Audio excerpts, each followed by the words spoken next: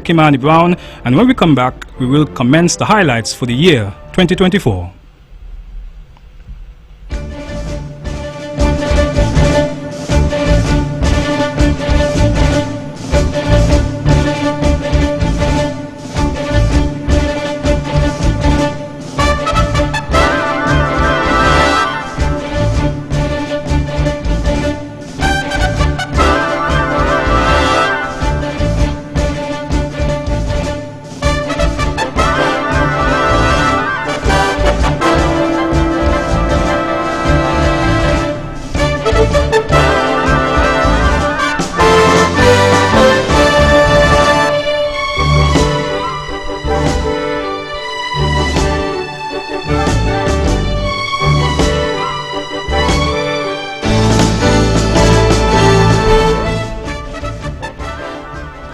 Welcome back, and here are the highlights for the January-April period. In a special appearance during the broadcasts of the Highways and Hedges and Voice of Hope programs on Von Radio on January 7th, the pioneers of the programs had this to say after some time off year due to health issues. This is Pastor Paul.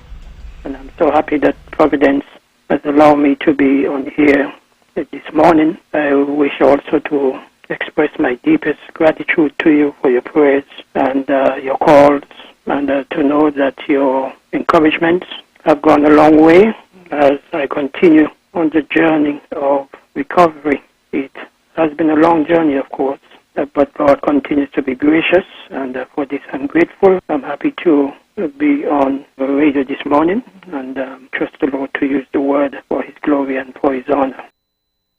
Pastor David Jones stated, "It's a blessing to be here another time. Didn't know we would get back here so quickly. But praise God for your phone. Our listeners, we are back on course again. And so we were glad to be back here another time after being away from you for so long. But thanks be to God. Hallelujah. May God bless the workers here. Amen. And the listeners also. Praise God. God bless you all." Pastor David Jones. Permanent Secretary in the Ministry of Agriculture on Nevis, Huey Sargent, confirmed that a number of break-ins occurred at various divisions of the ministry during the first edition of the Government at Work program on January 4th, aired here on Von Radio. We welcome the recent news that there has been a court order for the finalization of the sale of Newsline'S Plantation Inn. That property once provided significant employment to the good people of St. James and was a source of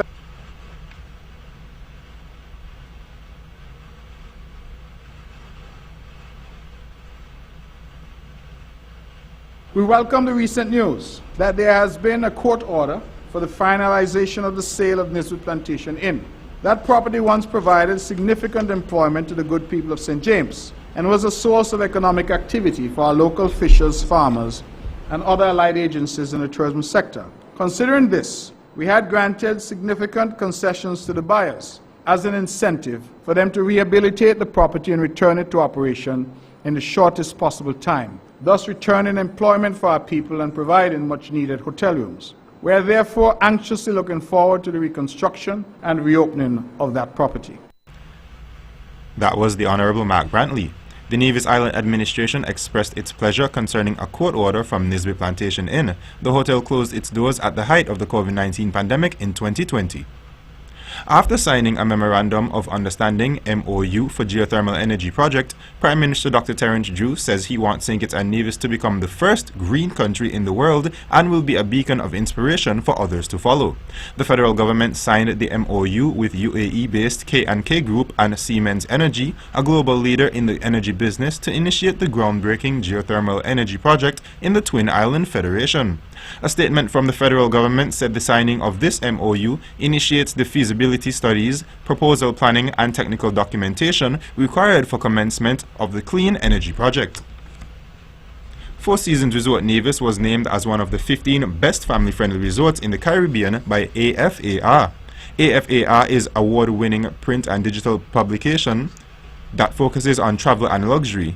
AFAR.com says of Four Seasons it has been highlighted for its superlative service, postcard-worthy surroundings, and fairy godmother-like service. Meantime, in an article highlighting top tourist destinations in the Caribbean, St. Kitts and Nevis was described as the best island for visiting 2 islands in the trip. The piece spoke to the lush natural beauty and historic attractions being the hallmark of the twin island nation. The article emphasized the beauty of Nevis Peak, visible from virtually every point on the island, mountainside hiking and ATV tours, uncovering haunting ruins of colonial-era plantations and sugar mill. That's the month of January. We now move into the month of February.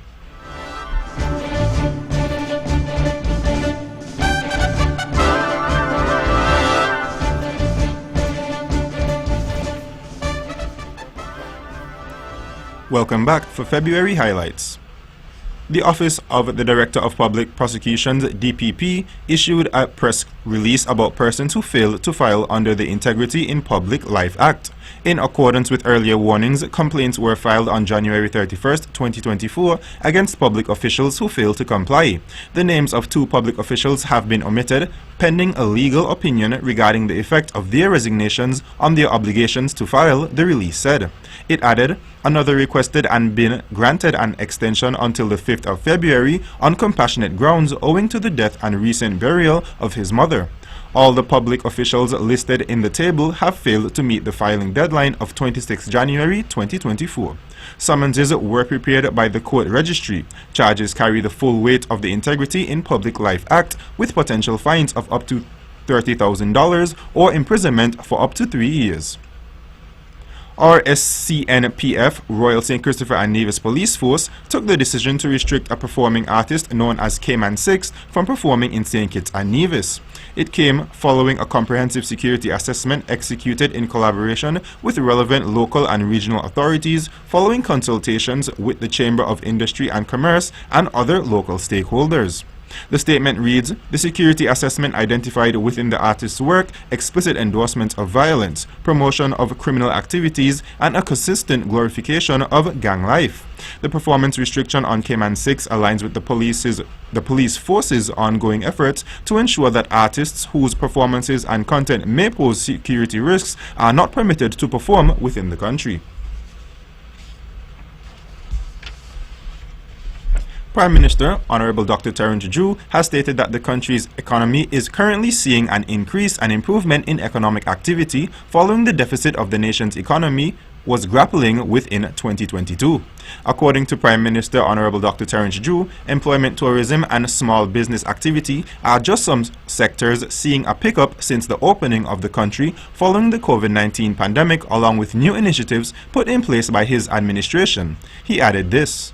The fact that businesses are now saying we are ready to hire and we are seeking to get these people. So I'm asking our people to be ready to go back to work, and we will see that growth, because during this year we are going to really go after a lot of capital projects which we know will be down in hundreds of jobs, if not thousands of jobs. We just broke ground for Hotel Indigo. We are going to do our hospital this year. The Prime Minister also spoke on the plan to increase the number of matches made by Labour Department in securing the available jobs for citizens and residents. I got a letter from Marriott the other day. They are looking for about 50 workers and they're telling me they can't get to fill the workers here. I asked them why. They said, would you give us work permits to bring in people? Because we have been trying to fill these positions and we can't get them filled. I said, no, I would not do that. I just saw a notice come out from another business. So we are seeing that the economy is picking up. And how do you know it's picking up? Is when people are saying we have jobs and we can't fill these jobs. Honorable Dr. Terence Drew. An incident that caused the deaths of 2 children in Upper Monkey Hill, St. Peter, St. Kitts was reported on February 9th. Responding to the scene at the home of 35-year-old Colanda Keynes, the mother, police found 4-year-old Kalasia Keynes, female, and 6-month-old Kevon Keynes, male, in a bedroom, unresponsive, and was subsequently pronounced deceased at the scene. Miss Keynes was found alive in another bedroom. Prime Minister Dr. Terence Drew, who is also the parliamentary representative for Monkey Hill and surrounding areas, said, Hearing of the loss of lives of 2 innocent children in the area of St. Peter's, my community. And even though investigations are going on, we don't fully understand what has taken place. We know that 2 beautiful lives have been lost. And I take this opportunity to extend my deepest condolences to all of the residents of the area, and to the family, and to those who know and love these children, and to the Federation, and to you, the people of St. Kitts and Nevis. In other news, St. Kitts and Nevis's Prime Minister Dr. Terence Drew exchanged vows with Diani Jamisha Prince in a joyous ceremony held on Saturday, February 10th in Barbados.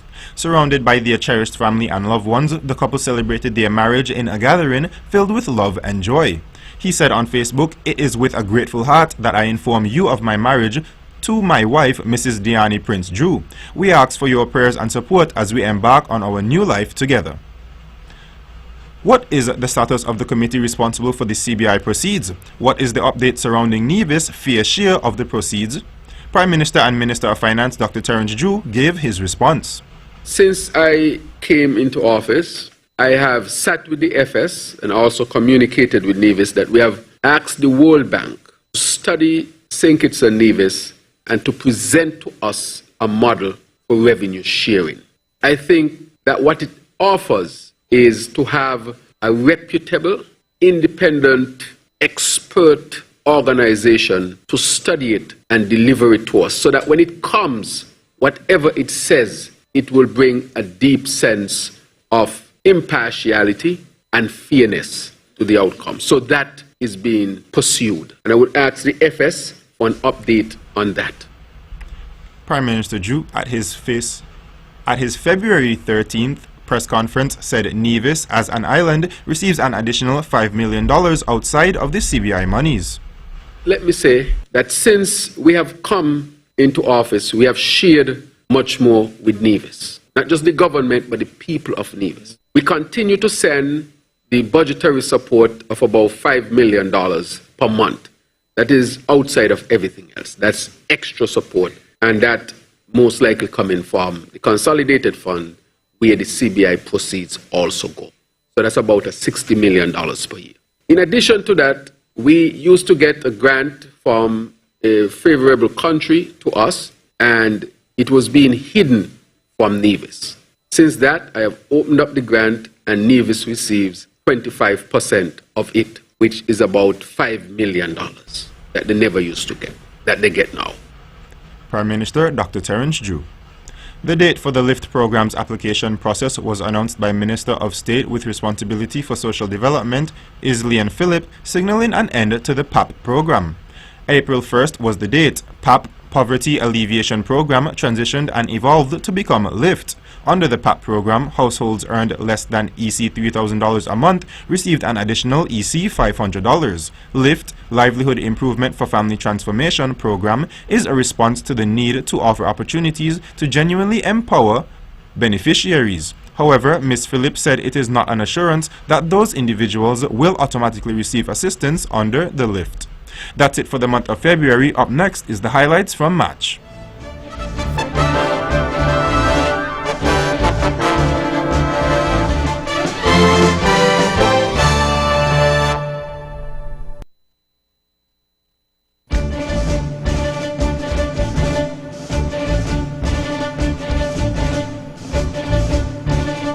Welcome back.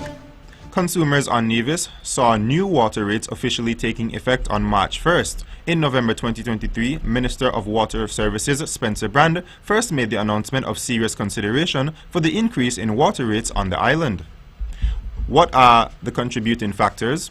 Prices for water meters that should be have increased, for example, from over US $40 to more than US $100 per unit in the construction sector building for more houses, meaning increased demand on the water system. The Nevis Island Administration NIA is embarking on its EC $5 million water drilling program. In other news, Team Nevis won the 52nd Leeward Islands Debating Competition, LIDC, making it a record 12th time the team has won the event. In the final on March 3rd, it was Nevis against St. Kitts. Team Nevis won the event. Team Nevis was represented by Miss Michaela Maynard, leader, and second speaker, Mr. Geran Webb. In the end, the team was declared the winner, with Miss Maynard being awarded the best speaker. People's Labour Party, PLP, condemned the Labour-led administration for the passing of the Salary Review Resolution. The resolution was unanimously passed at a sitting of the National Assembly on February 22nd. As such, the Governor-General, parliamentarians and the Prime Minister will receive salary increases, with the average being a 25% increase. During the party's press conference on March 6th, PLP's leader, Dr. Timothy Harris, condemned the government for utilizing what he deemed an outdated salaries review report, which was done in 2019 in a different context and when the economy was doing very well. The corruptible Jew administration claims that they met the report and they were simply adopting it with that in my report. And even if for a moment we give them a pass and say, all right, it is a team unity report, then we say no. How hypocritical can this government be? How convenient and self-serving? Because Team Unity left in place a number of wonderful things too. He continued, like the peace program, which the chair spoke about, like the PAP program, like the Explorers program, which was a critical intervention preventing our young people from becoming new criminal elements in our country. What is St. Kitts and Nevis's position on the full free movement of CARICOM nationals? A policy on entire free movement of CARICOM Caribbean community nationals was put forward by CARICOM's head of government at a meeting with it slated to be in place by March 31st. St. Kitts and Nevis is part of CARICOM, the regional integration group. The free movement of nationals is part of the CARICOM Single Market and Economy, CSME, that allows for the free movement of goods, skills, labor and services in all CARICOM member states, with the exception of the Bahamas, Montserrat and Haiti, without the need to obtain a work permit. This is Prime Minister Dr. Terence Drew on the matter of full free movement. St. Kitts and Nevis's position is that anything we do will be in the best strategic interest of St. Kitts and Nevis. Let me put that forward. Nothing we will do to the detriment of St. Kitts and Nevis. So St. Kitts and Nevis's position is we are obviously asking for more data, more information. How will this be implemented? Bring our own issues forward, or will this affect St. Kitts and Nevis? Those are the discussions going on. But in principle, you would want to say integrated region. However, it has to be done in a way where each country will see better, or in a position where the citizens are not convinced that it's to the benefit of their country. And therefore, we are looking at it closely and we are monitoring it. But to say that St. Kitts and Nevis is still part of the process, but we will be a responsible partner in all of it. Elsewhere, there were a few callers expressing their views during the On The Mark show. I think that in and of itself is great news for the CARICOM region. I think that is a good move. Of course, there are some countries who do not adhere to that. There are some countries who do not abide by that. We need to have a referendum to see if the people here are willing to join with CARICOM. It's going to be unfair to our small island. How much Kittian and Nibijan will want to go to Barbados for look a job? And any one of them countries will look a job. I am agree with Justin, bro. Those countries of CARICOM, the larger ones, who are encouraging this freedom of movement on this big step. It's obvious there are various economies are having problems. And so far we're out to help their people. That is why they're encouraging this wider, bold step. Presently, it remains an ongoing effort to have the policy of the entire free movement of CARICOM nationals implemented in the CARICOM countries. That's it for March. Highlights from April are next.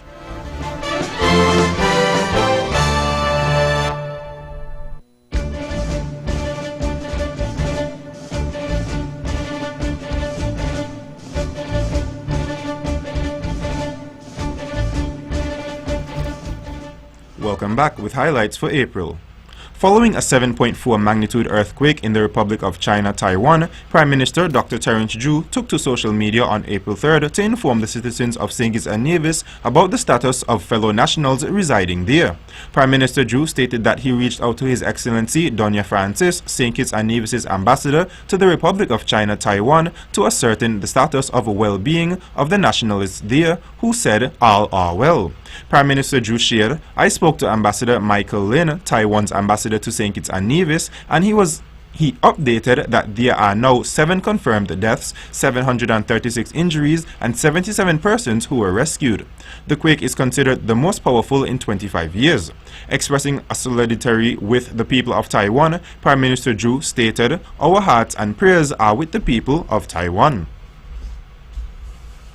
Parliamentary representatives for St. Christopher No. 5, inclusive of Sandy Point, Fig Tree, Honorable Sean Richards announced that upon completion of his current term as leader of the People's Action Movement, or PAM, he will not be seeking re-election for the leadership position.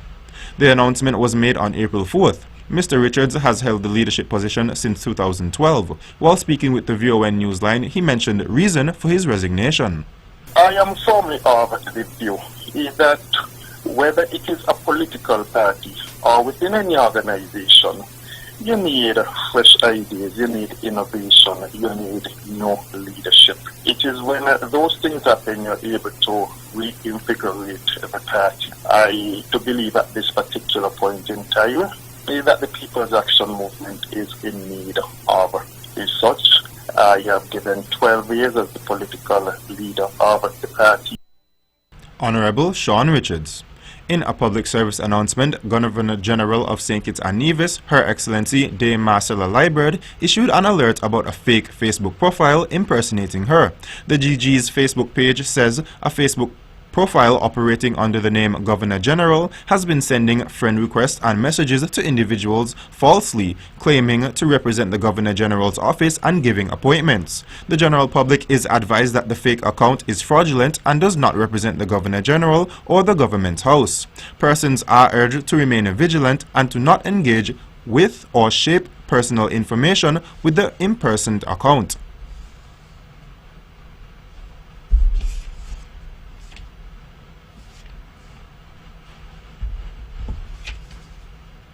Ministry of Health, St. Kitts, issued a statement on April 15th regarding the JNF General Hospital's operation. It comes on the heels of an online publication publishing a story captioned, "Wrong Body Buried." In the article, according to the statement, alleges that an incident occurred as a result of a mix-up at JNF General Hospital. In the wake of this, the Ministry of Health condemns in the strongest possible terms this falsehood. As a consequence, the statement mentioned that the matter has been forwarded to the Chamber and the Attorney General for the consideration of legal action against this publication. The Ministry of Health says it maintains strict adherence to protocols concerning the handling and identification of deceased individuals. Transportation made an addition to its ferry fleet in April as part of efforts to provide better and more reliable services to the general public. The organization, which operates from Bastia St. Kitts, has added the Waterman, which makes rounds between the Bastia Ferry Terminal and the Charlestown Port. The new boat has a capacity of 46 passengers and has joined the MV Carib Express. The price for trips remained the same as its sister ferry, Carib Express.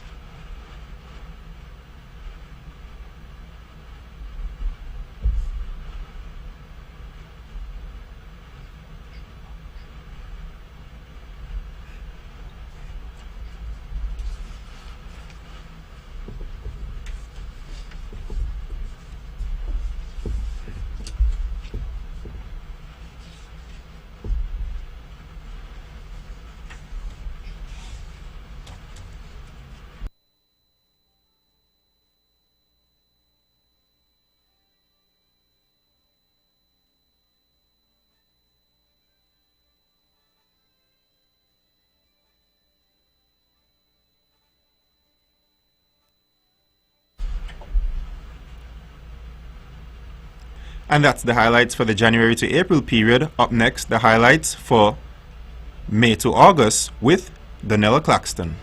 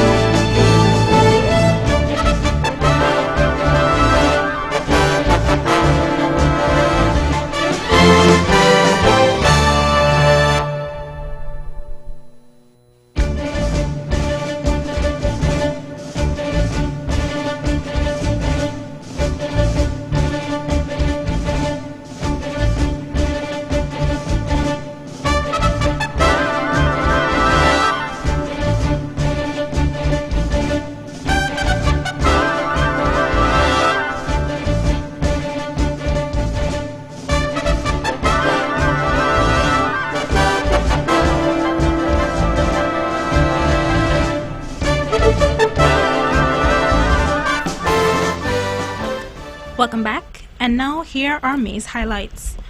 The Republic Bank in St. Kitts and Nevis confirmed that as a result of a technical issue stemming from its conversion exercise, some of its customers' accounts were not debited in a timely manner for point-of-sale and e-commerce transactions. According to a press release from the organization, the technical issue had been resolved.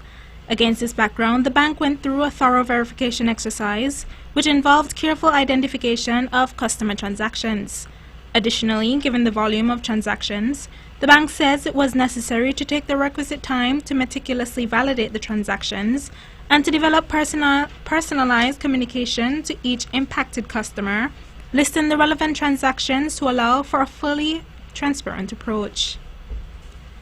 The Nevis Solid Waste Management Authority, NSWMA, a statutory body of the Nevis Island Administration under the Ministry of Health, looked for a reversing or stopping environmental damage solution at the island's lone landfill. Questions posed were, as the low-ground landfill continues to be filled with mountains of garbage, what can be done to remedy the situation? Do we need more space? Is NSWMA looking at a new location for a new landfill? General Manager of the authority, Mr. Andrew Hendrickson, explained during the May 3rd edition of the On Point program on Vaughan Radio.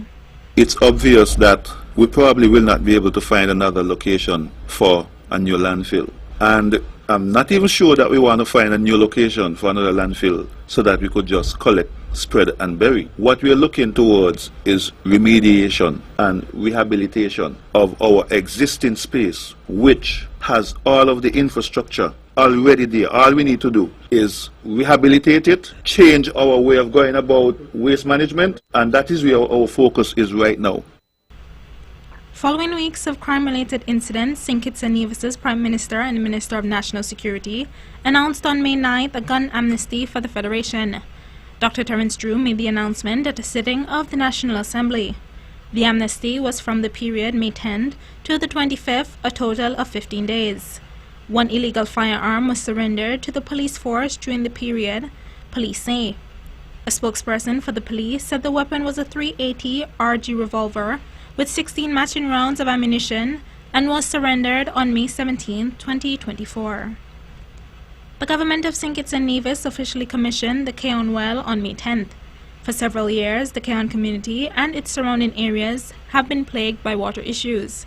However, according to the water official in St. Kitts, the commissioning of the well marks the completion of a key project aimed at enhancing water accessibility for the above-mentioned areas. At a ceremony to commission the well, Minister with responsibility for Water St. Kitts, the Honourable Conris Maynard, said the following. I present to you a trophy of consistent supply of water to the people of Keon. The water meets all World Health Organization standards for drinking water. As we commission this Keon well, this is just the beginning of the water sector transformation in St. Kitts and Nevis. Minister of Water Services, the Honourable Conris Maynard. The MVI Connect was officially christened and launched on May 14th, the newest car ferry operating between St. Kitts and Nevis. During the christening and commencement ceremony, Governor General de Marcelo Librad laid branches of green leaves on the deck of the MVI Connect, symbolizing a plea for safe returns from the ship's many journeys. The vessel is owned by Mr. Farron Lawrence and Raul Richards. Mr. Lawrence gave these remarks during the service. The quality of the vessel and the level of the service must be such that they add significant value to St. Kitts and Nevis as well as to St. Kitts and Nevis as a brand. It was in that vein that we took the hard and tough decision to purchase and put into service the brand new built-for-purpose vessel we see before you today. Highlights for the months of May. Up next, the month of June.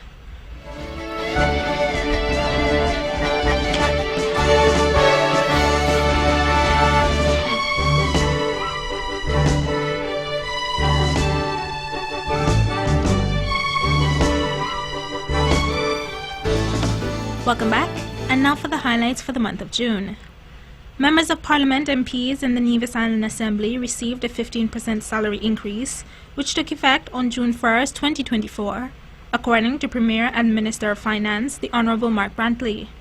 The increase also applied to the President of the Assembly. Earlier this year, MPs in the National Assembly received a salary increase of over 30%. However, Premier Brantley indicated at his press conference that the decision of the 15% increase was agreed upon, considering civil servants, excluding ministers of government, received a 15% increase over a 3-year period, retroactive in 2022, 2023, and 2024, were not retroactive. Moreover, Mr. Brantley stated that the 15% for parliamentarians would not be retroactive.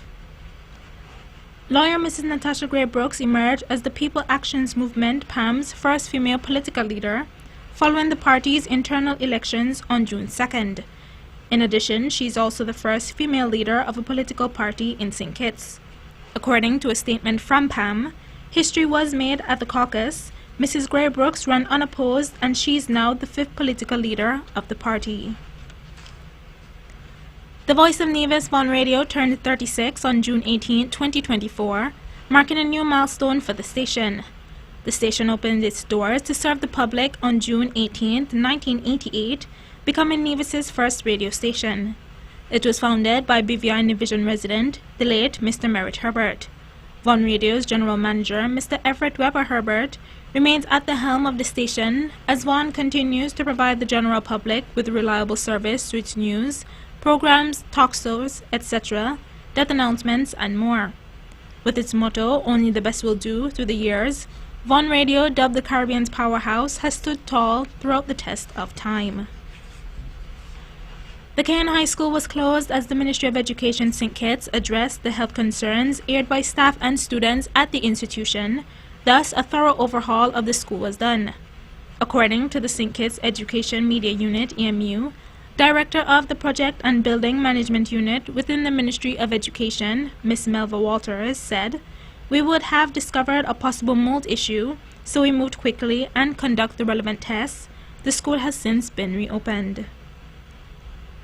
31 persons were inducted into the St. Kitts National Youth Parliament Association, SKN-YPA, on June 24, 2024.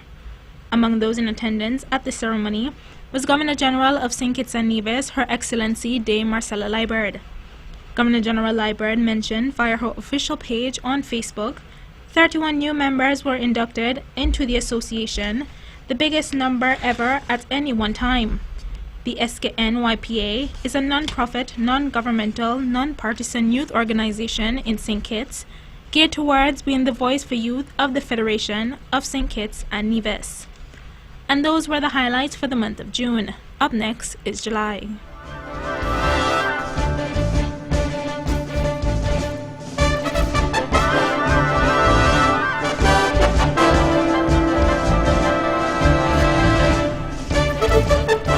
Welcome back, and now for the highlights for the month of July.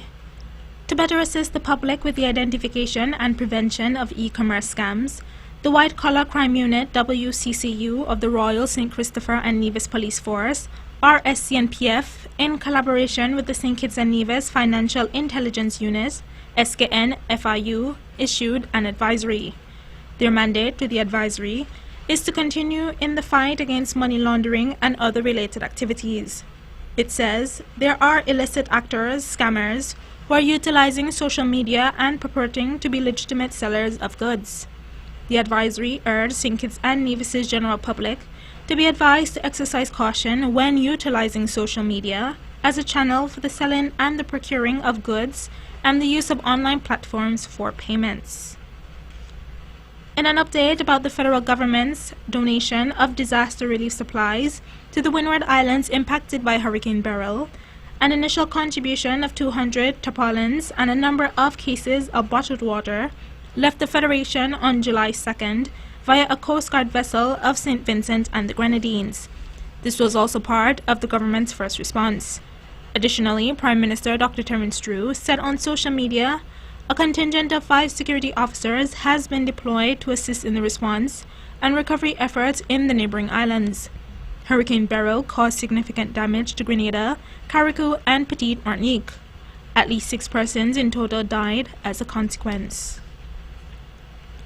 The Cannabis Board convened for its inaugural meeting on July 4th, marking a significant milestone in the implementation of the Cannabis Act 2020.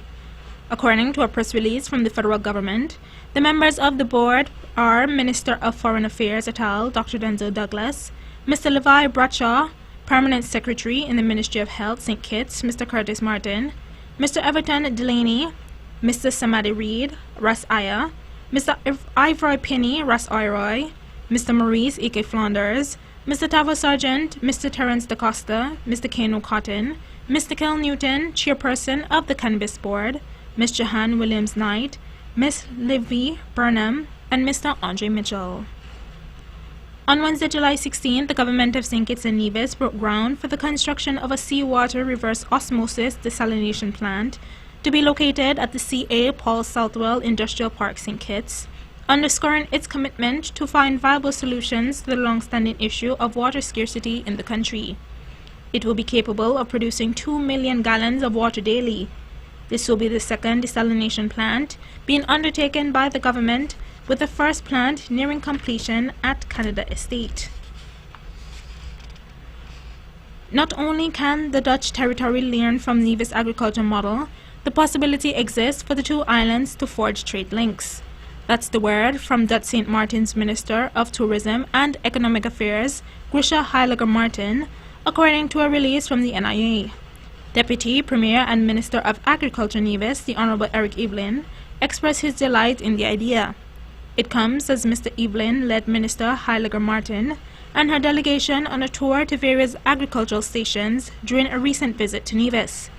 Minister Heiliger Martin said, "Agriculture on St. Martin is very minute, and the territory is looking to build that sector, and also explore the possibility of sourcing certain produce from Nevis." That's the highlights for July. When we come back, we will present the month of August as the year in review continues.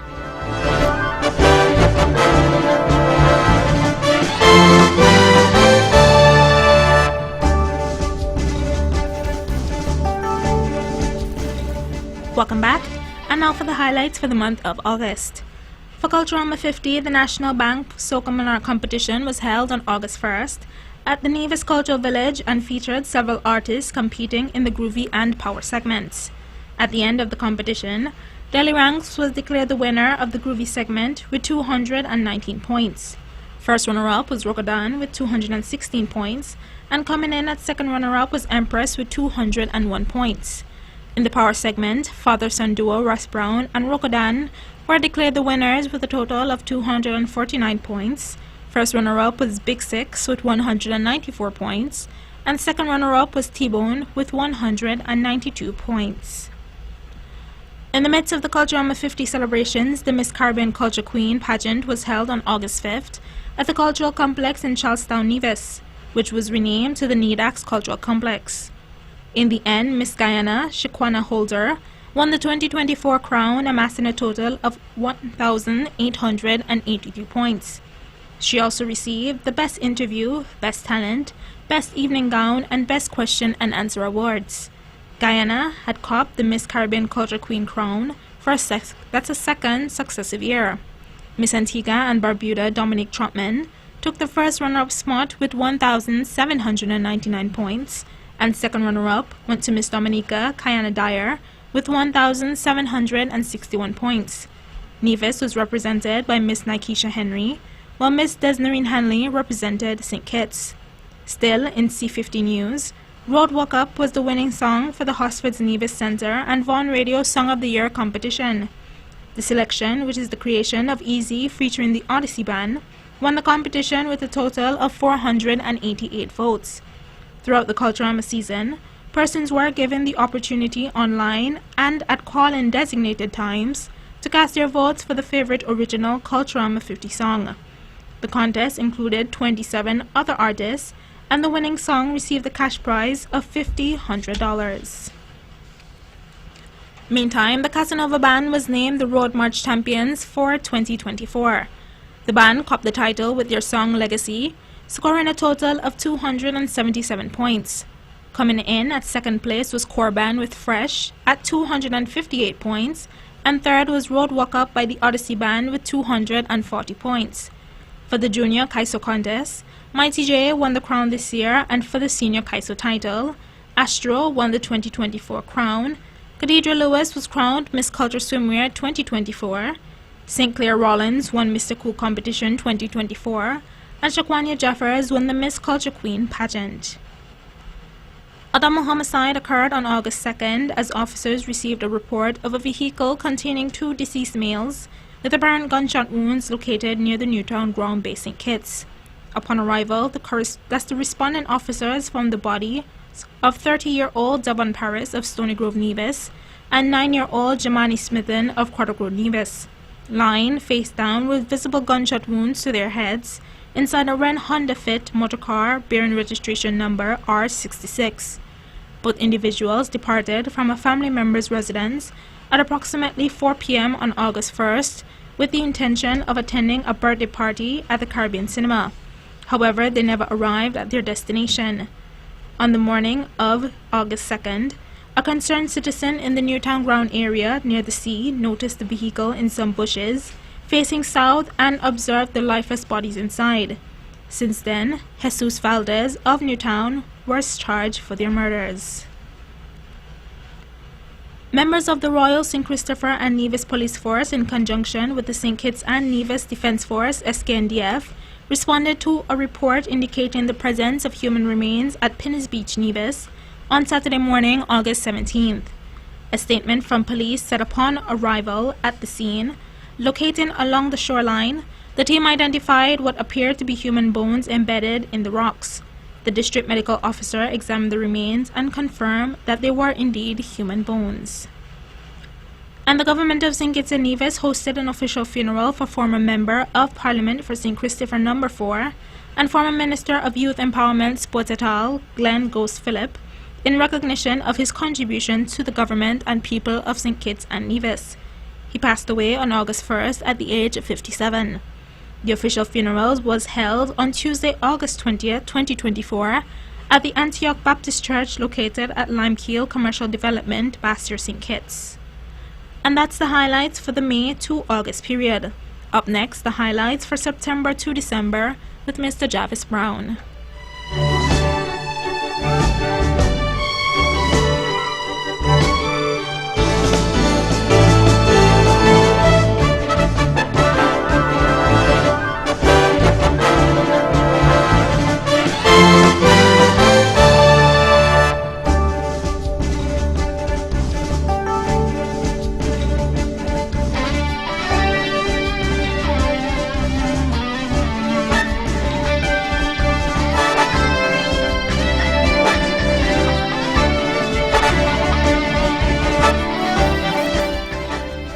Welcome back, and here are the highlights for the September to December period. Justice Shauna Pemberton, a daughter of the soil, was recently appointed as one of the newest members of the Ontario Court of Justice. Miss Pemberton, daughter of Merle, also known to many as Judith and St. Clair Pemberton of St. Kitts, was called to the Ontario Bar in 2002 and began her legal career in South Africa with the Human Rights Committee in Johannesburg. There she championed the rights of child refugees and asylum seekers before the Refugee Appeal Board. Her tireless efforts ensured that vulnerable voices were heard even in the face of adversity. A minor landslide occurred in Lodge Village, St. Kitts, causing some trees to fall onto the main road. In a notice from the National Emergency Management Agency, or NEMA, on September 14th, drivers were asked to proceed with caution when driving along the island's main in Lodge Village, as it was blocking the main road. At the time, police said that teams were already working to clear the debris. There was no loss of life, injuries, or damage to property. The official launch of the federal government's amusement park, or Coney Island, was held on Friday, September 13th at the Royal Basta Valley National Park along the Kim Collins Highway. The federal government brought the park as part of celebrations for St. Kitts and Nevis's independence, which was celebrated on September 9th. A potential shark attack occurred at Frigate Bay Beach, St. Kitts on National Heroes Day, September 16th. A 9-year-old boy was transported to the JNF General Hospital by private transport after emerging from the sea with a severe arm injury. Medical professionals have since confirmed the presence of bite marks on the boy's arm consistent with an attack by a marine animal. The injury was being treated as serious, and the boy remained under close medical care at that time. He was eventually flown out of the country for further treatment. Nevis's renowned artist and decorator Mr. Vaughn Anslin won an art competition in the USA. According to St. Kitts and Nevis's ambassador to the Organization of American States, or OAS, Her Excellency Jacinth Henry Martin, the art competition was launched by SKN's embassy to the USA Permanent Mission SKN to the OAS in collaboration with the Art Museum of the Americas. She mentioned via social media that the extraordinary piece becomes the nation's first addition to the permanent art collection of the AMA in Washington, D.C. The ambassador added that the decision of the adjudicating panel was unanimous and that she was delighted to extend huge congratulations to Vaughn Anslin. And that's the month of September. We now move on to the month of October. St. Kitts and Nevis's very own Akwanje Robinson is the new CARICOM Youth Ambassador, and in light of this, SCNIPA, or the St. Kitts National Youth Parliament Association, stated on social media that it is very thrilled to recognize the public relations officer on his incredible achievement of being named the new male CARICOM Youth Ambassador from St. Kitts and Nevis. It added his passion for youth advocacy, leadership and dedication to fostering positive change across the region has truly set him apart. The Caribbean Community, or CARICOM Youth Ambassador Program, CYAP, is the mechanism established by the CARICOM community to facilitate youth participation and partnership in the regional integration process and in national and regional development. In other news, St. Kitts Electricity Company Limited, or SCELEC, commissioned a 6-megawatt temporary power plant, marking a milestone in addressing the island's growing electrical demands, a statement from the utility company says. The 6-megawatt temporary power plant is one of a number of initiatives to improve the reliability of supply for its customers. Minister of Energy St. Kitts is the Honorable Conwys Maynard. It is imperative to implement a reliable temporary supply in order for SCELEC to successfully achieve its goals. It is in this vein that SCELEC has entered into a 6-megawatt rental power agreement with world-class energy solutions provider Aggreko for a 12-month period. In the first instance, that was the Honorable Conwys Maynard. The Eastern Caribbean Central Bank ECCB marked its 41st anniversary on October 1st. On October 1st, 1983, according to ECCBCentralBank.org, the Eastern Caribbean Currency Authority, or ECCA, was upgraded to a central bank, that's the ECCB. It is a monetary authority for a population of more than 600,000 people, spanning 6 sovereign states, namely Antigua and Barbuda, the Commonwealth of Dominica, Grenada, St. Christopher and Nevis, St. Lucia, and St. Vincent and the Grenadines, and 2 overseas territories of the United Kingdom, namely Anguilla and Montserrat.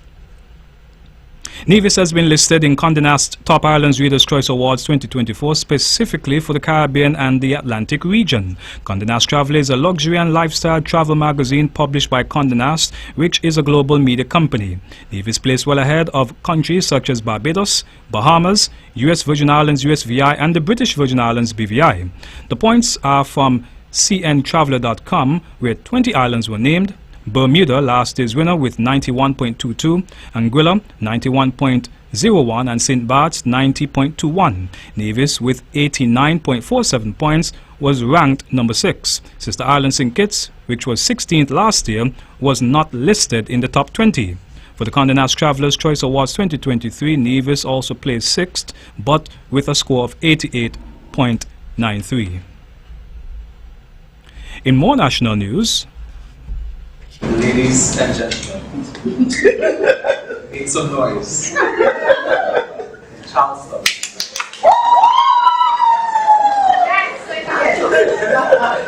And IWPA second school joined the inaugural Doctor School program in CCU store is the Iowa. The Charleston and Ivor Waters primary schools were the inaugural selectees of the Nevis Cooperative Credit Union's NCCU Adopt a School initiative as part of the newly launched Schools Outreach and Reward, or SOAR program. Administration, Member Services and Human Resources Manager at the NCCU, Juliet Shiverton, explains.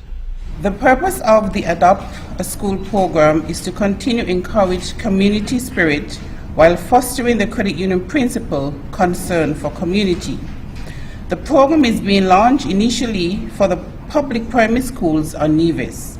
The Adopt a School program, or Nevis SOAR, is intended to assist schools in areas such as financial education and literacy, general infrastructural repairs, school beautification projects, school competition, and other such support. Ms. Juliet Shiverton. Prime Minister and Federal Minister of Health, the Honorable Dr. Terence Drew, announced on October 17th that the Children's Medical Fund has now been extended to sick pregnant mothers. Prime Minister Drew made the announcement in a post on his Facebook page and stated, "We have had tremendous success with our Children's Medical Fund, as no child between 1 and 4 died in 2023. In light of this, the extension of the fund to assist sick pregnant women was proclaimed. The Children's Medical Fund was implemented by the current Drew-led administration to assist any child 18 and under by providing care for children who need life-saving medical attention abroad." Former heavyweight panelist of the Let's Talk show Hastings Daniel passed away in late October. Premier of Nevis, the Honorable Mark Brantley, publicly registered his condolences to the family and friends of the late Mr. Daniel. Mr. Daniel was a local realtor and businessman. Mr. Daniel regrettably would have passed just a short time after he buried his wife Mova. He was buried on November 30th. Subsequently, heavyweight panelist on Von Radio's Let's Talk That Tech Results show, Mr. Edric Stanley, passed away in late October also.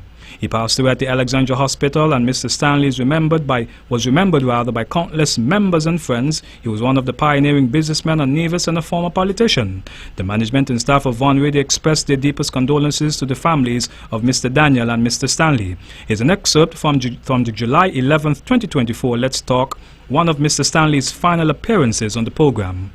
I've seen a lot of infrastructure being put in at Bathstream, and Government House is getting a new wall.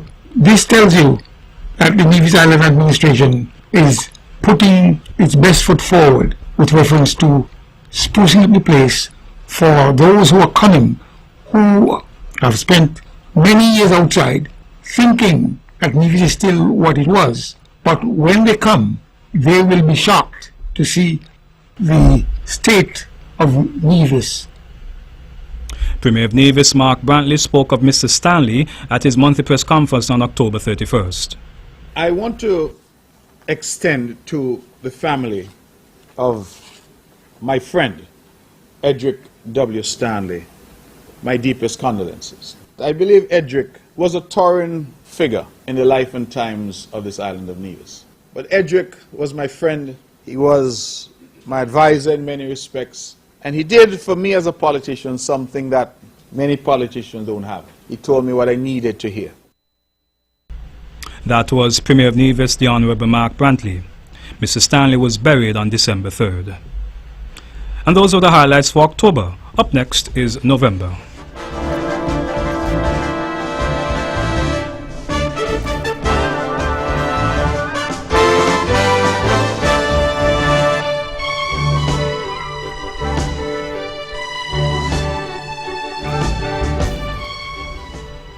Welcome back, and now on to the highlights for November. Police issued a reminder to the public stating that they are still looking for 2 wanted men and that everyone's assistance will be greatly appreciated. The police force indicated on Facebook that the search efforts for Kyron Phillip and Philip Jones continue. A warrant was issued for the arrest of Kyron Phillip, 29, for the offense of murder.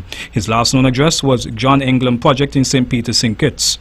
He is described as having a dark complexion, 6 feet 5 inches in height, brown eyes and black hair.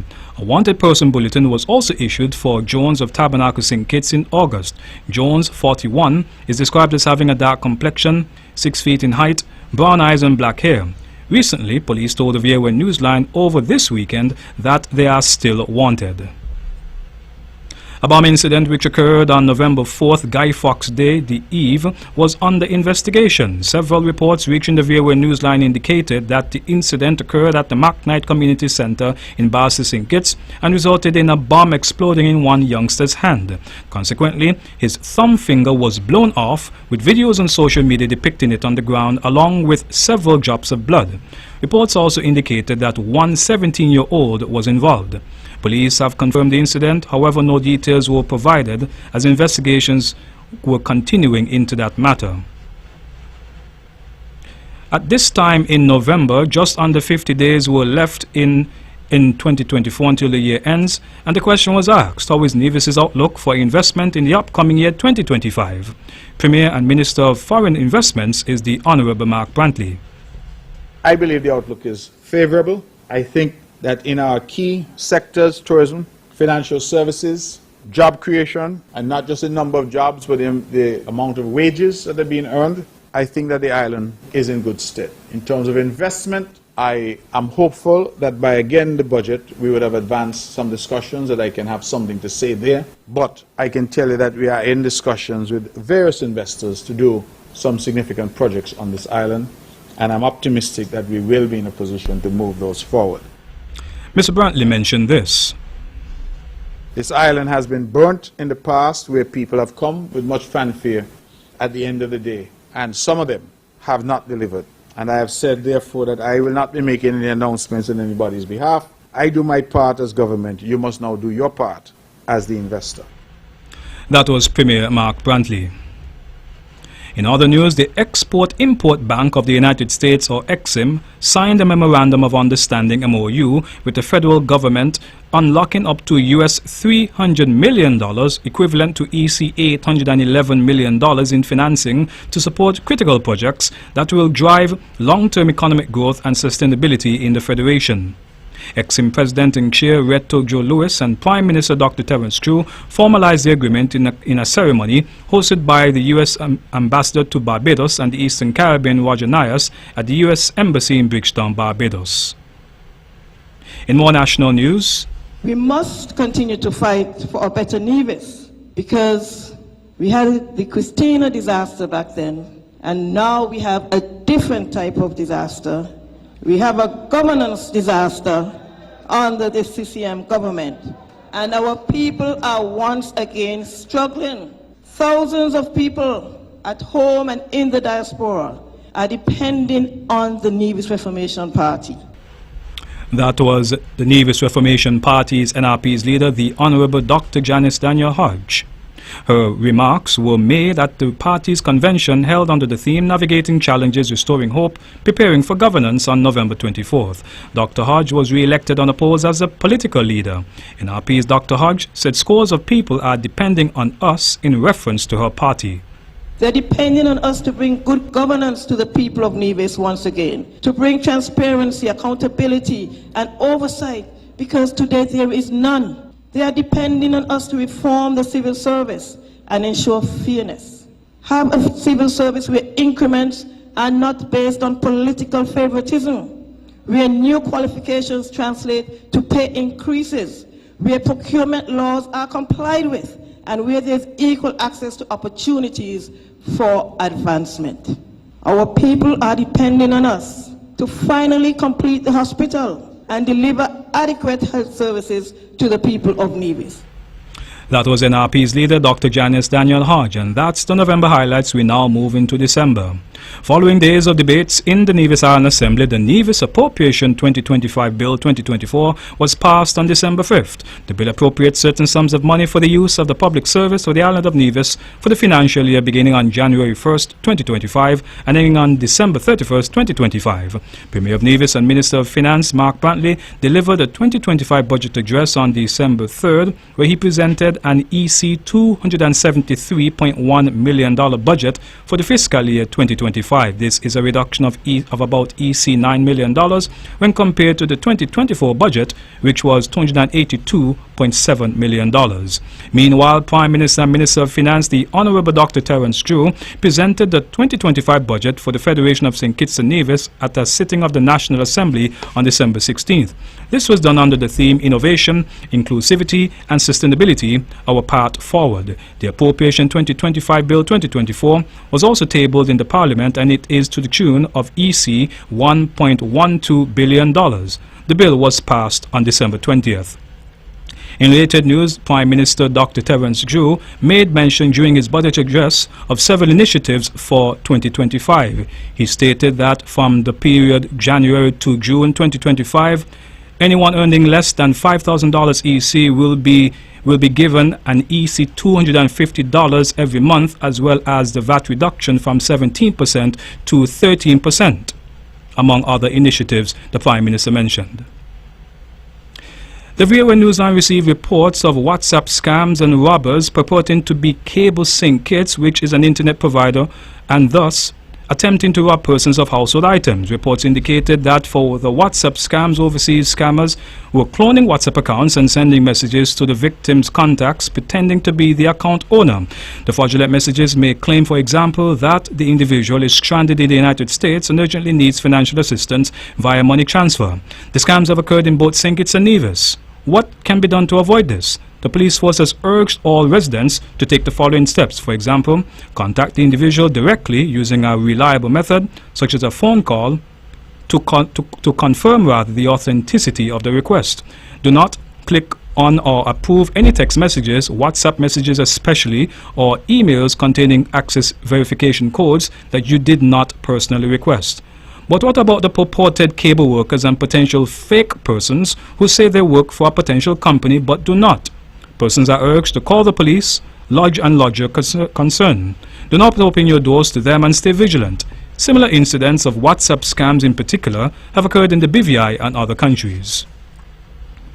Prime Minister Drew extended condolences to the parents and family members and friends of the late 16-year-old Kevon Woody. On May 5, 2024, Kevon was resuscitated at the Alexandra Hospital after being found unresponsive while swimming at Penny's Beach. He was airlifted for life-saving surgery after suffering a broken neck. He received assistance from the federal government's Children Medical Fund and other donors and was recovering in Guyana. However, he was moved to the ICU on Saturday, December 14th. Sadly, according to a social media post by his father, Devon aka DJ Woody, at 4:20 a.m. on Sunday, December 15th, Kevon took his last breath.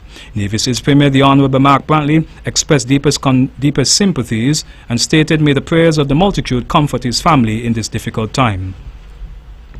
Lawmen were investigating a suspected accidental electrocution in which a private electrician died. The incident occurred on December 22nd at Stony Grove, Nevis, between 9:45 a.m. and 10:45 a.m. Initial inquiries indicated that Burley Walwyn of Hard Times Nevis, a member of Von Radio's team also, was electrocuted while attempting to establish a temporary electrical connection to a live main Nevlec source. Although EMS responded to the scene, all attempts to resuscitate Mr. Walwyn proved futile and he was pronounced deceased shortly thereafter. An autopsy will be conducted to determine the exact cause of death and updates will be issued accordingly. And in terms of stats for the year 2025, St. Kitts and Nevis ended the year with 28 murders when totaled in both St. Kitts and Nevis, 5 in Nevis and 23 in St. Kitts. St. Kitts and Nevis ended the year with 12 road fatalities. St. Kitts and Nevis ended the year with under 5 suicides and under 5 drowning incidents. And that's the national news segment. You can visit our website at www.vonradio.com or check us out on Facebook at Von Radio or our Von Radio YouTube channel for these and other stories. The regional highlights are next as we continue our year in review 2024.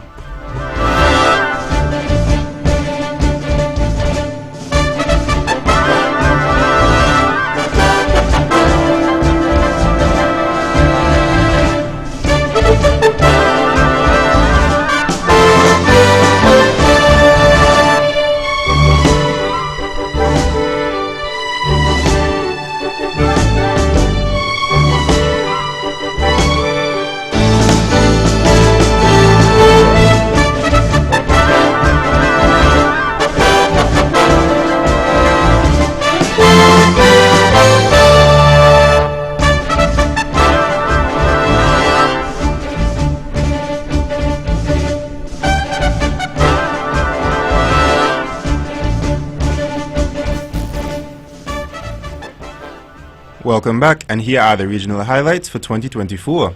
Clad in a white outfit with an orange bandana covering his face, dancehall star Vybz Kartel walked out of the Tower Street Adult Correctional Center in Kingston, Jamaica on July 31st as a free man. The 48-year-old entertainer was freed by the Court of Appeal earlier after spending 13 years in custody. President of the court, Justice Marva McDonald Bishop, delivered the judgment in the retrial of Vybz Kartel and his 3 co-accused, ruling against a new trial and acquitting them of the 2011 murder of Clive Lizard David Williams. Outside the prison, Vybz Kartel was greeted by adoring friends, his fiancée Sidem Oduke and Tommy Thompson, the CEO of Bright Light Funeral Home. The court decision was unanimous. The judges cited several reasons for their decision, including the prosecution's insufficient account of its witnesses' availability.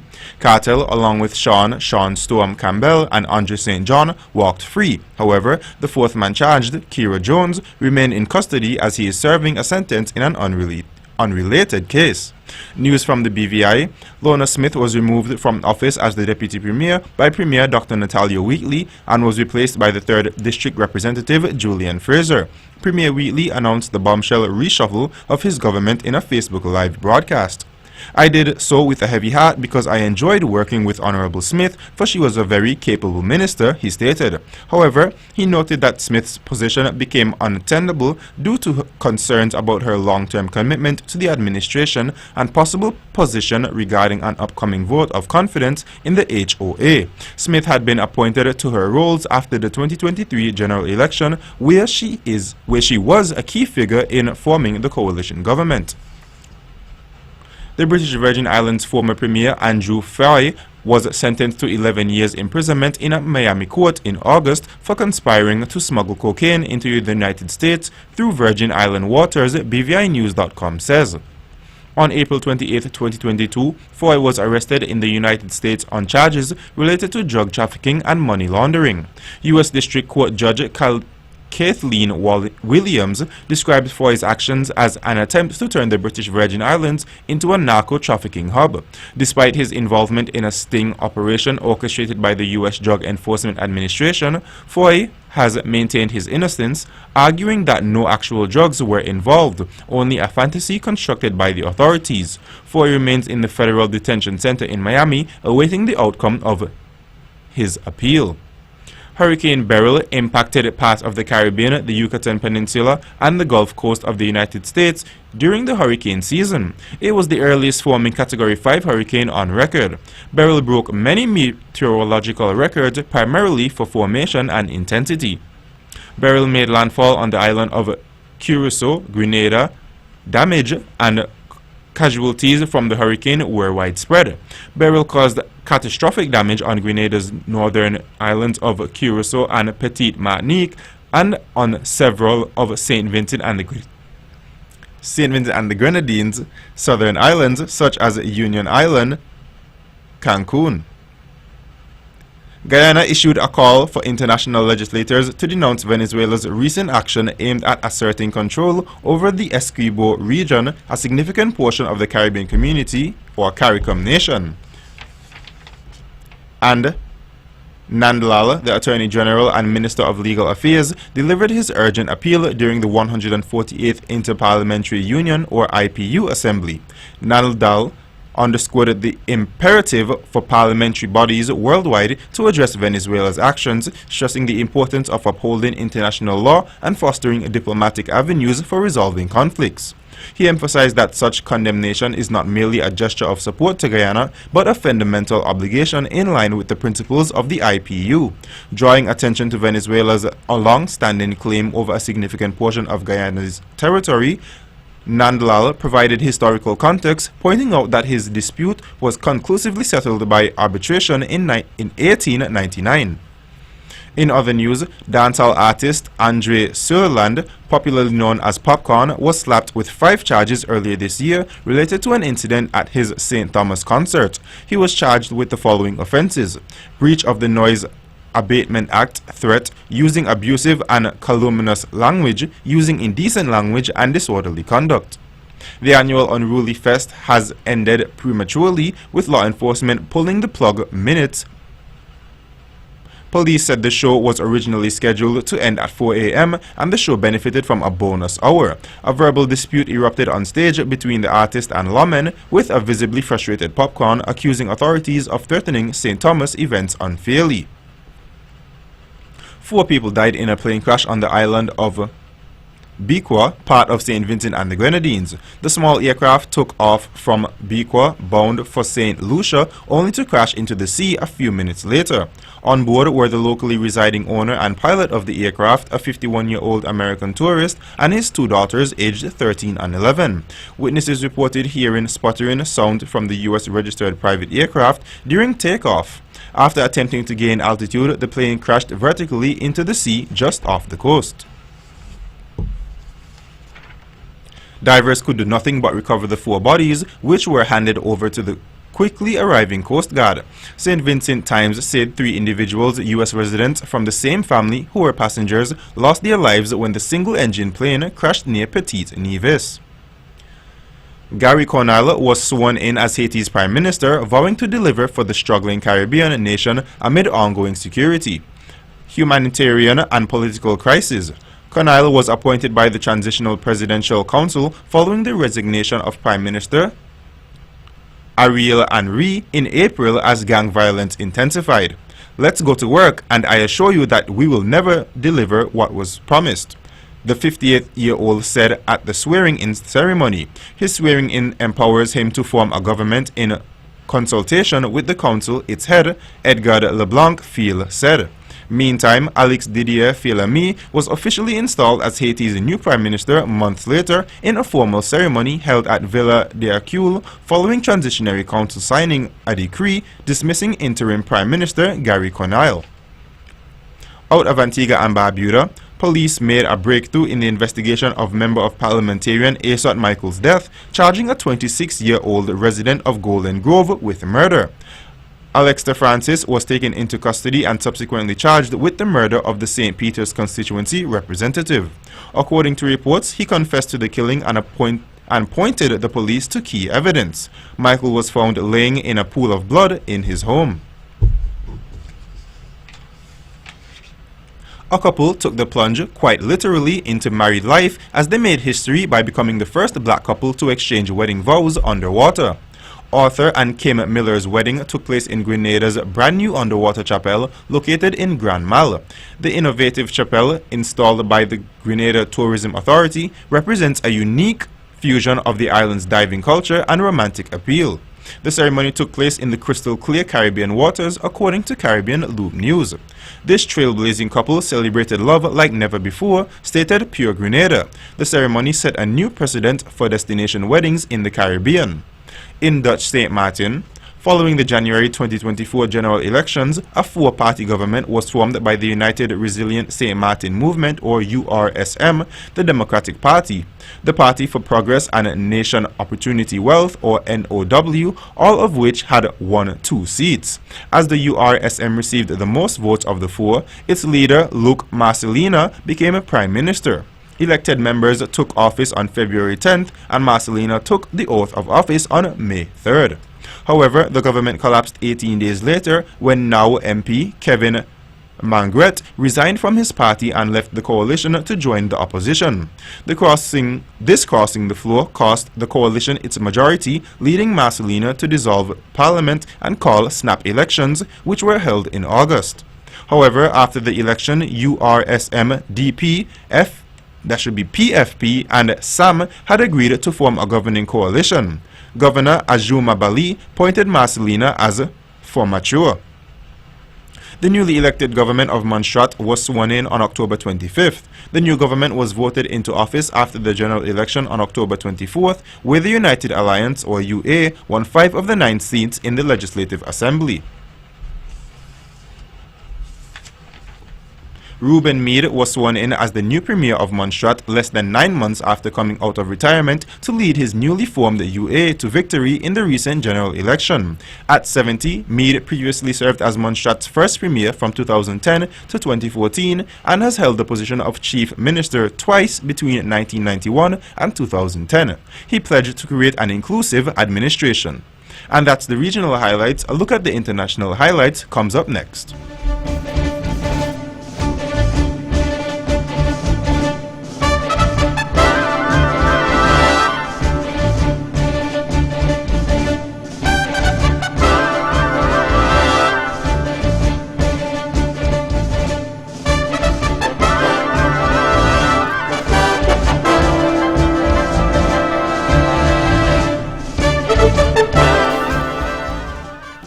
Welcome back, and now for the international news highlights.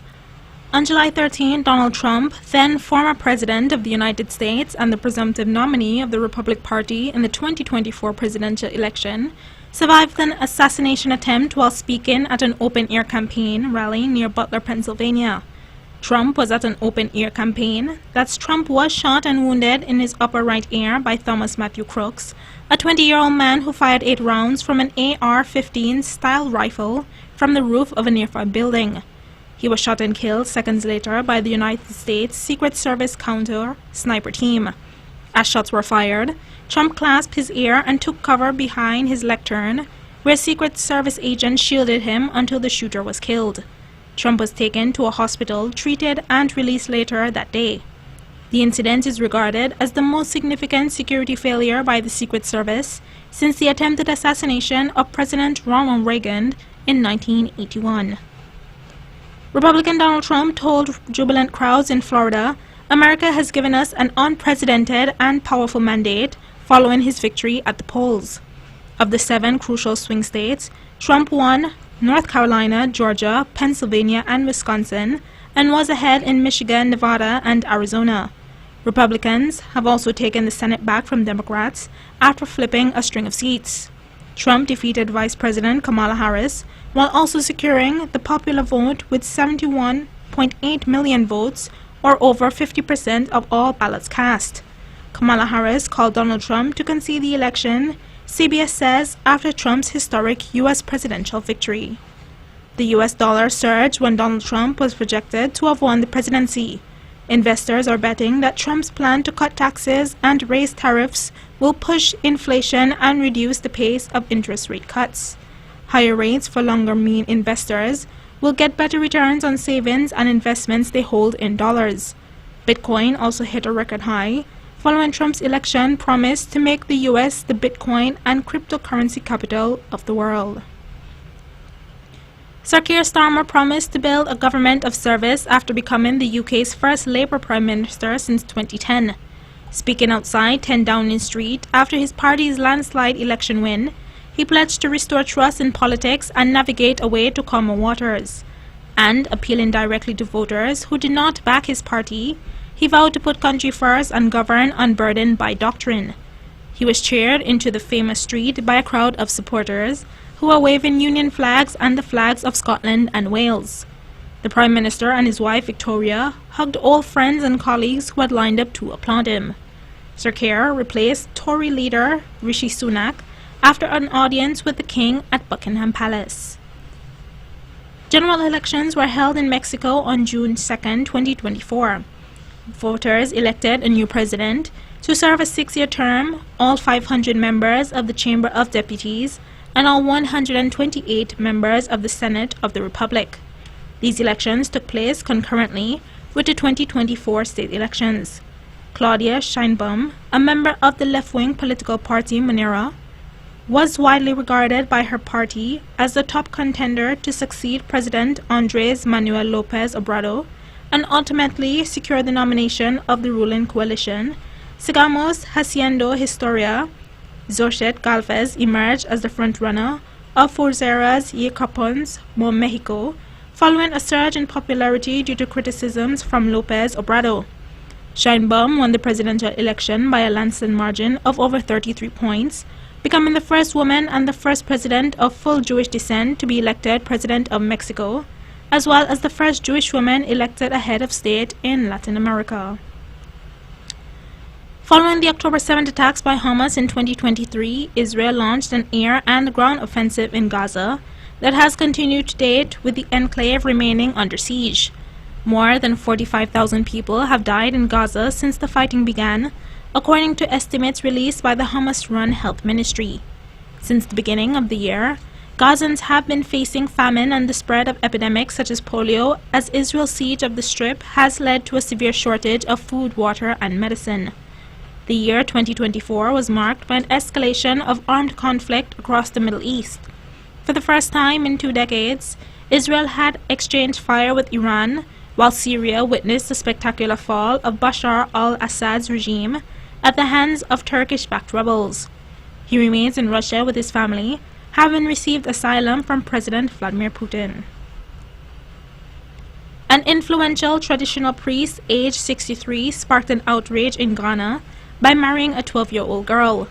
The priest, Nomo Berkti Lawe Treso III, married her in a customary ceremony. In the face of criticism, community leaders have said people do not understand their customs and traditions. The legal minimum age to get married in Ghana is 18, and the prevalence of child marriage has declined, but it continues to happen. According to the global campaigning NGO Girls Not Brides, 19% of girls in the country are married before they reach 18, and 5% get married before their 15th birthday. During the ceremony, women speaking in the language, that's the local language, Ga, told the girl to dress teasingly for her husband. They can also be heard advising her to be prepared for wifely duties and to use the perfumes they gifted her to boost her sexual appeal to her husband. Government authorities are yet to respond to the controversial marriage. Ghanaian law recognizes customary marriages but does not allow for child marriages under the guise of culture or tradition. Sean Diddy Combs was arrested and indicted in the Southern District of New York in September 2024 on charges of racketeering, sex trafficking by force, and transportation for purposes of prostitution. He is awaiting trial in federal custody at the Metropolitan Detention Center in Brooklyn, and during a court appearance on October 10th, Judge Aaron Subramanian set Combs' trial date as May 5, 2025. On November 27, 2024, a judge denied bail for a third time. L'Oreal heiress Françoise Bettencourt Meyers became the first woman to amass a U.S. $100 billion fortune, according to a ranking of the richest people in the world. The French beauty empire, founded by her grandfather, is on track for its best stock market performance in decades. L'Oreal shares rose to a record high in Paris. The firm has seen its sales rebound after the pandemic, when people under lockdown use less makeup. The net worth of Miss Bettencourt Meyers, age 70, crossed $100 billion on the Bloomberg Billionaires Index, making her the 12th richest person in the world. She's still a distance away from French counterpart Bernard Arnault, who was second on the list with a net worth of $179 billion. Mr. Arnault is the founder of LVMH, the world's biggest luxury group, which owns a portfolio of high-end brands including Fendi and Louis Vuitton. NASA said the 2 American astronauts who were launched in space for a mission expected to last 8 days are still stuck on the International Space Station, ISS. They are Sunita Williams and Barry Butch Wilmore. The spacecraft that took them there, Boeing Starliner, faced technical issues that had halted their return to Earth.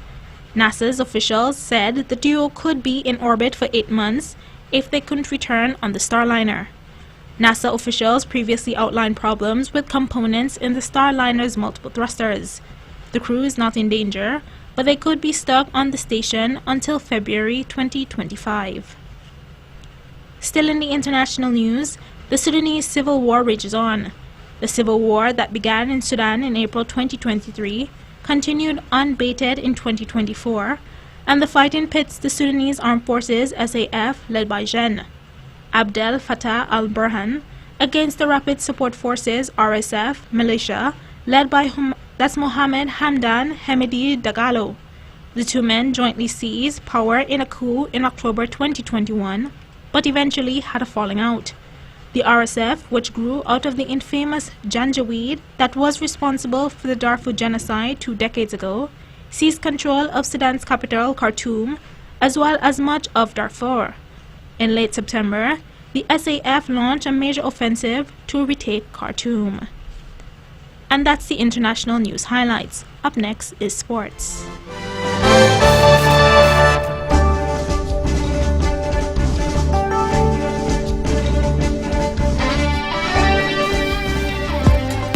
Hey Nevis, ready for a relaxing good time but don't want to waste half the weekend getting there? Winnie's got you. Weekend flights between Nevis and St. Martin are back, and they start at just $115 US each way. So whether you're spending a week or just a weekend, just a quick 30-minute hop and you'll be liming in no time. So leave the hustle behind, pack your bags, and get your ticket now at winhere.sx. That's winhere.sx.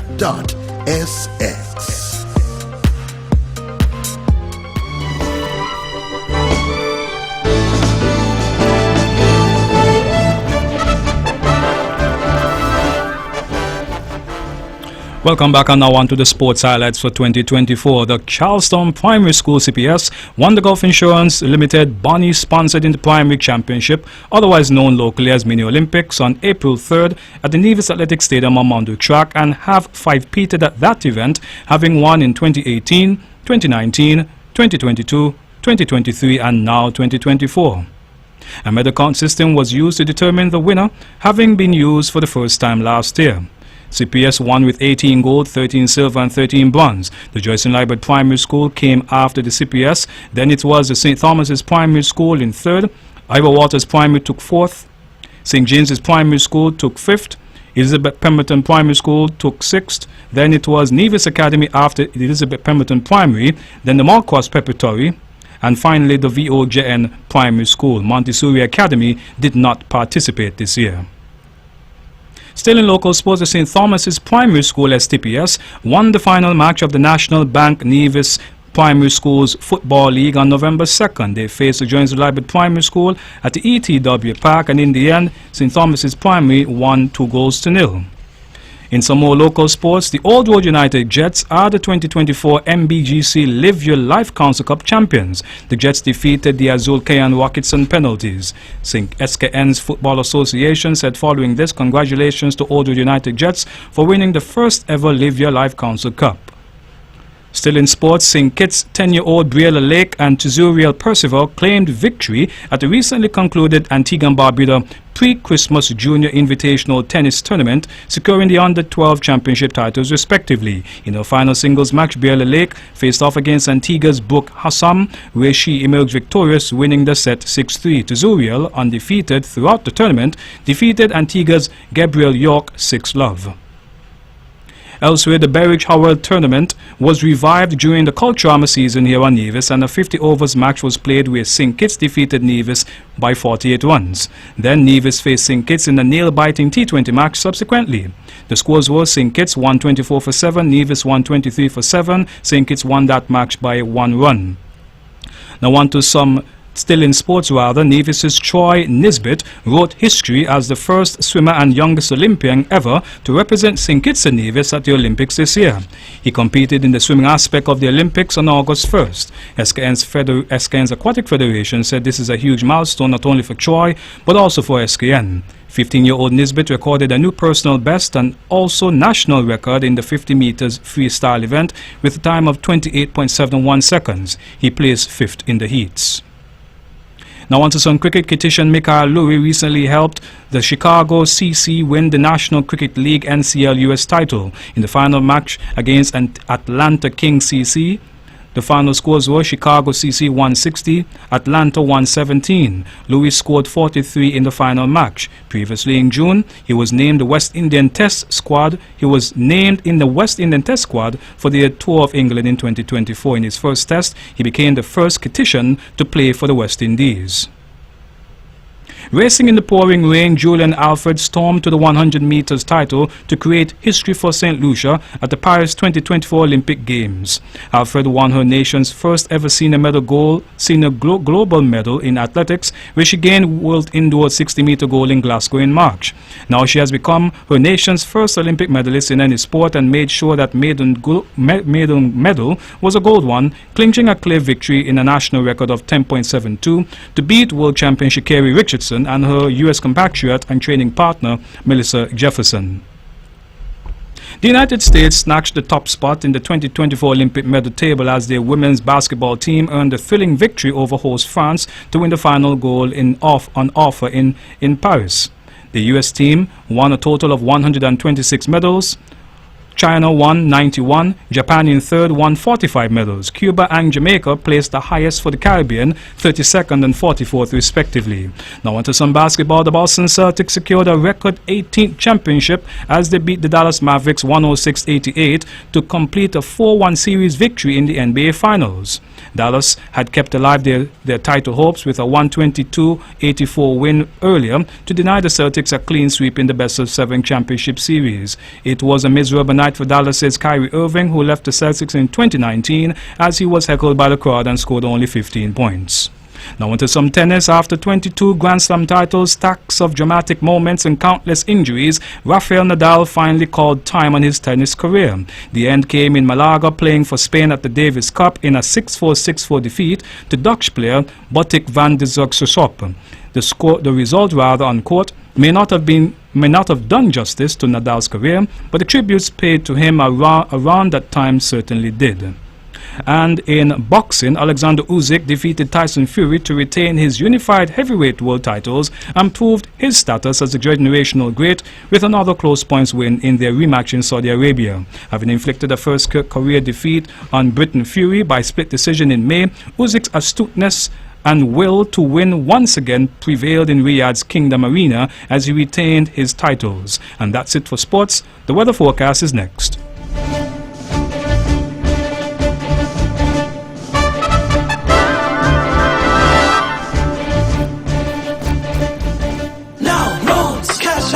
Of life, so fast you won't believe it. Now, loans, cash at the speed of life. Right now, right now. If you need cash in a flash with now, no need to fuss, leave it to us. When you need cash in a flash, no need to fuss, leave it to us. Hear me now. Now, loans, cash at the speed of life. So fast you won't believe it. Now, loans, cash at the speed of life. Right now, right now. Approved in a day, yeah, yeah. Some money on the way, yeah, yeah. Approved in a day, oh, yeah, you know it's coming. When life throws surprises your way, Now's here to help. Whether it's for an urgent bill payment, home improvements, or unexpected health expenses, or even that last-minute holiday trip, with Now, you get cash in a flash, approved in just 24 hours. Approved in a day, yeah, yeah. Some money on the way, yeah, yeah. Approved in a day, oh, yeah, you know it's coming. Now, loans, cash at the speed of life, so fast you won't believe it. Now, loans, cash at the speed of life, right now, right now. A loan product powered by National Bank.